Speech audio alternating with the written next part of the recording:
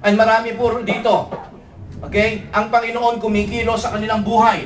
Kumikilos sa mga bagay na interesado tayo. Maaaring interesado ka sa musika, interesado ka sa mga tao. Okay? Interesado ka sa magagandang bagay, pero alam po ninyo, hindi natin ito ibinibigay, ang sarili natin, hindi natin ibinibigay, hindi natin inihahanda para sa mga bagay na ito. Kumikilos na ang Panginoon sa pamamagitan ng mga kaibigan mo, ng mga kasama mo sa church. Minsan, ang Panginoon kumikilos din, okay? Ang mga star na ginagamit niya ay minsan mga sitwasyon sa buhay mo. Na alam mo, kinakausap ka ng Panginoon doon para yun ang gawin mo, pero binabaliwala mo, nagtetengang kawali ka, binabaliwala mo, hindi mo pinapansin yung mga bagay na yun. Minsan may magsasalita sa'yo na alam mo bakit hindi mo gawin itong bagay na ito. Palagay ko, gifted ka sa ganitong bagay. But, listen, nakakalungkot na sa dinami-dami ng mga Kristiyano ngayon, bakit iilan-ilan lamang ang kumikilos para sa Panginoon, ang umaakto ng kagustuhan ng Panginoon. Alam niyo kung bakit? Sapagkat hindi sila nagiging sensitibo sa tinig ng Diyos. Ang Diyos po maraming klaseng tinig. Marami po siyang bagay na ginagamit upang ipahayag niya at ipadala niya sa atin kung ano ang nais niyang mangyari sa iyong buhay. But these three, sabihin natin, hindi 3, maaaring 5, maaaring 10, or siguro mga higit pa. But these people, this Magian, okay, ay talaga naman pong, nung nakita nila yung star ng star na yon, sabi niya gano'n, hindi ito pangkaraniwang star, at alam namin na itong kilos ng star na ito ay nagbabadya o nagsasabi na siya ay na siya ay pagkilos ng Diyos. Naging sensitibo sila. Ano po yung ginawa nila? Sila po ay nag-umpisang magsaliksik. Sila po ay nag-umpisang talagang kahit po malayo sila, kahit po hindi po sila mga Hudyo, sila po ay nagplano. At ang ginawa po nila, nag-research po sila.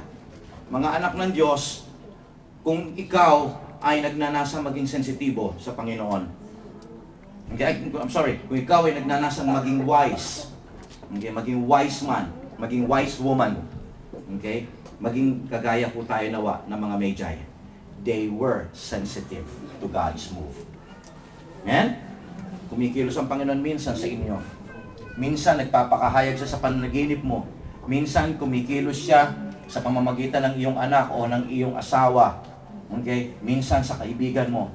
Kung ano man po ito mga kapatid ko, huwag mong baliwalain. Alam mong kumikilos at kung kinakausap ka ng banal na espiritu, maging sensitibo ka. Amen? Amen. Okay? Kaya sabihin mo sa katabi mo, be wise. Mag-uumpisa tayo, puro wise talaga ang gagawin natin dito. Okay? Alam po ninyo, pangalawa, okay? Bakit sila naging wise man? Okay? Because una, hindi lang sila ay sensitibo sa kilos ng Diyos. Okay? Kundi sila po ay nag-aral din ng Biblia. Nung nakita nila ng star ay hindi pangkaraniwan at nalaman nila, okay, na ang kilos ng star na ito ay pagkilos ng Diyos sa kanilang buhay, ang ginawa po nila ay nag-start silang mag-research. Okay? And they knew that there is a true God. Okay? Naniniwala ako mga kapatid ko na bagamat sila po ay galing sa, sabi ng salita ng Diyos, they were from the Far East. Okay? Of lugar po ito hindi po yan Pilipinas, sa Far East, no? Yung pagka sinabing East sa mga panahon na yon, ito po ay sa lugar ng Babylon or lugar ng Assyria, dyan po sa mga nations na yan. Okay? Hindi rin po sila galing sa Orient. Dahil minsan pinakanta natin, we three kings from Orient. Hindi po yon. Okay? Yung po ay maganda lang sa rhythm ng kanta pero hindi po nakabase yun sa Biblia. Alright? So tuloy po natin. They study the Bible. Sabi ko nga kanina, even though they were not Jews, they studied the Bible. Even though they were not Jews, they do not live in Israel, they studied the Bible. Okay? Mga kapatid ko, ito yung mga bagay kung bakit naging wise man sila sa mata ng Diyos. Sapagkat bagamat sila po ay hindi kalahi, okay, hindi sila chosen people, sila po ay nagbukas ng Biblia at they research and they study the Bible. Mga anak ng Diyos, marami sa atin ngayon, Kristiyano tayo, pero minsan, hindi natin natututunang buksan ang Biblia ng regular, in regular basis. Minsan, binubuksan na lang natin ang Biblia natin every Sunday. Pero dahil si pastor ay meron ng PowerPoint ngayon, dadali na lang natin, hindi na natin bubuksan. Yun po ang nakakalungkot. Okay? Kaya hindi na natin nabubuksan ang Biblia. Okay? Kaya mga kapatid ko, okay? Gusto ko intindihin natin na hindi mo pwedeng makilala si Kristo. The reason why they had this urge, they were encouraged to make plan, to travel, is because, alam po ninyo, they studied the Bible. The reason why they learned to know who Jesus was is because they read and studied the Bible. Sabi po ng salita ng Diyos kanina, binasa natin Matthew chapter 2 verse 2, where is he who was born King of the Jews? Kilala nila si Jesus Christ as King. In verse 3, tinanong ni Herod yung kanyang mga scribe, ang sabi niya ganon, sino ito sinasabi nilang King of the Jews at ang sinasabi nilang Messiah? So this Magi they knew that Jesus was no ordinary baby or person. He was no ordinary human being. He was a king. And not just a king, he was a Messiah and is a Messiah. Mga anak ng Diyos, hindi nila malalaman to.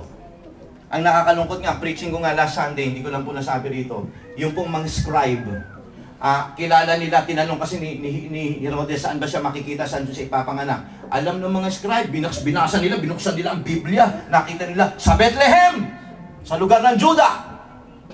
Alam nila. Pero mga kapatid ko, ang nakapagtataka, hindi sila sumunod o sumama man lang doon sa mga Magi. Pagkatapos nilang ibigay yung tanong, yung sagot sa tanong ni Herodes, sinarado nila ang kanilang Bible at saka umalis sila back to their own world. They were not interested about Jesus. But these people, these Magi, when they studied the Word of God, they started to plan, okay, to look for Jesus. Kahit alam po ninyo mga kapatid ko, ang mag-travel during that time ay hindi katulad ng travel ngayon.